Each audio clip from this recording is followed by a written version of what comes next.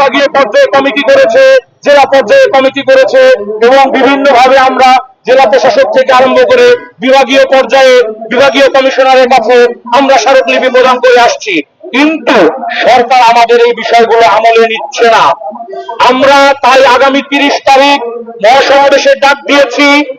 মহাসমাবেশ ডাক দেওয়ার আগে যেই সব কার্যক্রম আমরা করছি, সরকারকে অবহিত করছি যে আপনারা আমাদের দাবি মেনে নেন।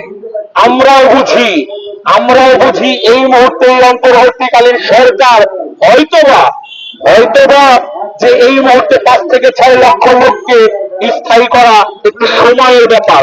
আমরাও সেটা মেনে নেব যে হ্যাঁ, এটা একটা সময়ের ব্যাপার, কিন্তু এইটা মেনে নিতে পারি না যে এই দাসপ্রথা, এই ঠিকাদারের মাধ্যমে মানুষ বেচা কেনা হবে। আমরা চাই এই ঠিকাদারি প্রথা বাতিল করে নির্বাহী আদেশ জারি করা হোক। আমরা সরকারকে সহযোগিতা করতে চাই, এই সরকারের সহায়ক হিসেবে আমরা কাজ করতে চাই। আমরা কিন্তু এই সরকারকে সবসময় সহযোগিতা করে আসছি। আপনারা জানেন 24-এর গণ অভ্যুত্থানে কিন্তু সবসময় বলা হয় যে ছাত্র জনতার অভ্যুত্থান না। এইখানে আপনাদের অবগতির জন্য জানাই 375 জন প্লাস শ্রমিক নিহত হয়েছে।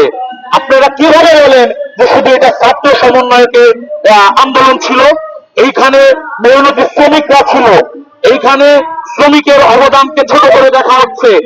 আপনারা জানেন বাংলাদেশের স্বাধীনতা 53 বছর পর বর্তমান সরকার একটি শ্রম সংস্কার কমিশন গঠন করেছে। আমরা আশায় বুক বেঁধেছিলাম যে শ্রম সংস্কার কমিশনের রিপোর্ট এই সরকার বাস্তবায়ন করবে।